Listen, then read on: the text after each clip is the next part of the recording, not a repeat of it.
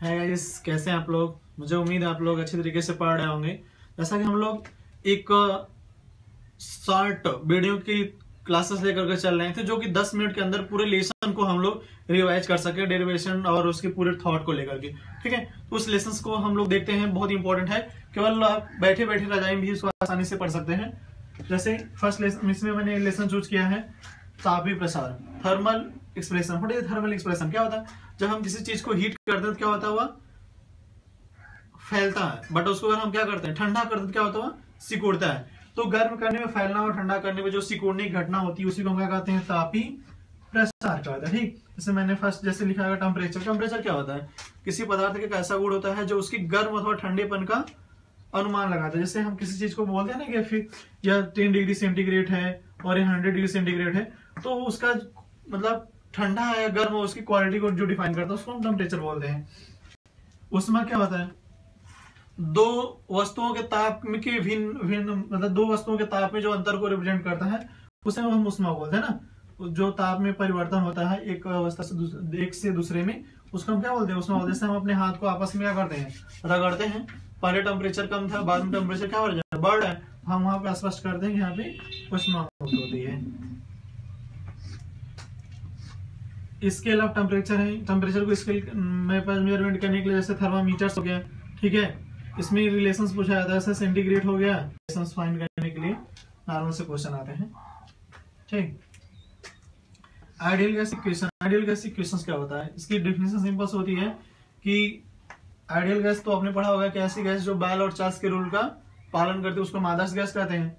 आदर्श gas समीकरण पूछा जाएगा तो अगर हम बायल्स के नियम को मिला दें, जैसे बायल्स का नियम आपने पढ़ा होगा कि स्थिर ताप पर किसी गैस की निश्चित मात्रा का आयतन दाब की क्या होता है, व्युत्क्रमानुपाती होता है। और चार्ल्स का पढ़ा होगा आपने कि स्थिर दाब पर किसी गैस की निश्चित मात्रा का आयतन उसके ताप के क्या होता है, समानुपाती होता है। और एवोगाड्रो का भी नियम पढ़े होंगे। एवोगाड्रो ने बताया क्या कि स्थिर ताप और दाब दोनों पर किसी गैस की निश्चित मात्रा का आयतन उसमें उपस्थित अणुओं की संख्या क्या होता है, अनुक्रमानुपाती होता है। तीनों को मिला दे अगर हम 1 से 3 तक, तो क्या मिल जाएगा, V proportional to NT upon T हो जाएगा। इसका इधर गुणा कर लेंगे, अगर कांस्टेंट हम यूज करेंगे तो यहां से मिल जाएगा V बराबर R अप्लाई करते हैं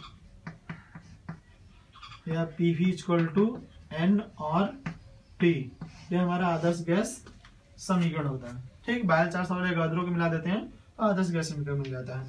थर्मल एक्सप्रेशन अभी पढ़े हम लोग, तापीय प्रसार कि गर्म करने पर ठंडा, गर्म करने पर फैलना और ठंडे करने पर सिकुड़ने घटना क्या कहलाती है, तापीय प्रसार कहलाती है। 3 प्रकार का होता है। जैसे रेखीय हो गया, अगर किसी चीज को गर्म करें केवल उसकी लंबाई में परिवर्तन हो, केवल लंबाई में परिवर्तन होता है, डिपेंड कर रहा है उसकी प्रारंभिक लंबाई और ताप पर डिपेंड करेगा। तो प्रोपोर्शनल हटाते हैं, अगर हम कांस्टेंट यूज करेंगे तो अल्फा बराबर हो जाएगा delta L upon L into delta T. ये हमारा रेखीय प्रसार हो जाएगा। क्षेत्रीय प्रसार क्या होता है, जिसकी लंबाई चौड़ाई दोनों में मतलब क्षेत्रफल में परिवर्तन हो, जिसका लंबाई चौड़ाई दोनों में परिवर्तन हो। तो जो क्षेत्रफल में भी परिवर्तन होगा वो किस पे डिपेंड करेगा, उसकी प्रारंभिक क्षेत्रफल और उस पे लगाए गए ताप को। इसको हम बीटा दिखाते हैं, यहाँ प्रोपोर्शनल हटाएंगे तो बीटा बराबर हो जाएगा delta A upon A into delta T हो गया, हमारा क्षेत्रीय प्रसार हो गया।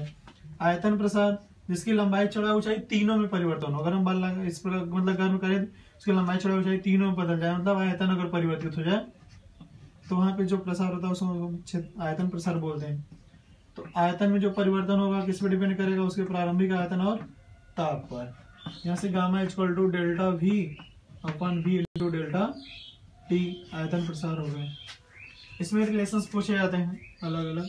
जैसे बीटा इक्वल टू 2 अल्फा होता है, क्षेत्रफल स्क्वायर कर देंगे तो ग्रुप में आ जाएगा। और गामा बराबर 3 अल्फा होता है।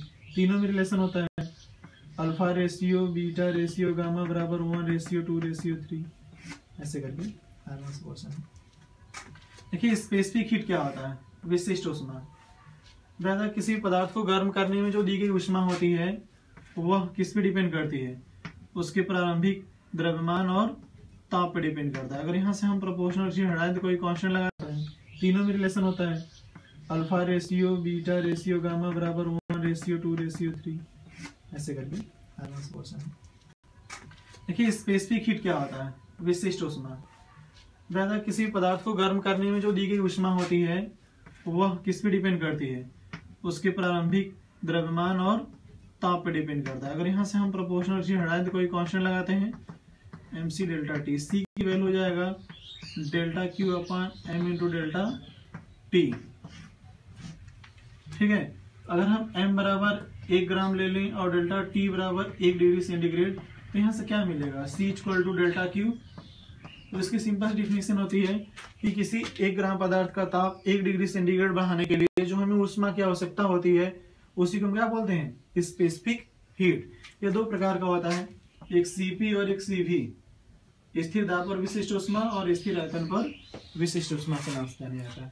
ठीक, हीट कैपेसिटी, ऊष्माधारिता, इसमें सिंपल सा कॉन्सेप्ट होता है कि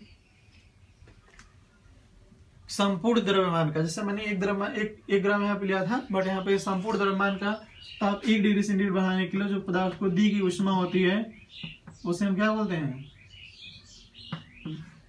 ऊष्माधारिता। डेल्टा क्यू बराबर एम इंटू सी होता है। लैटेंट हीट है, देखिए लैटेंट हीट क्या होता है, जैसे हम किसी चीज को गर्म करते हैं तो स्टार्टिंग में उसका टेम्परेचर बढ़ता है, बट एक लिमिट ऐसा होता है, एक ऐसा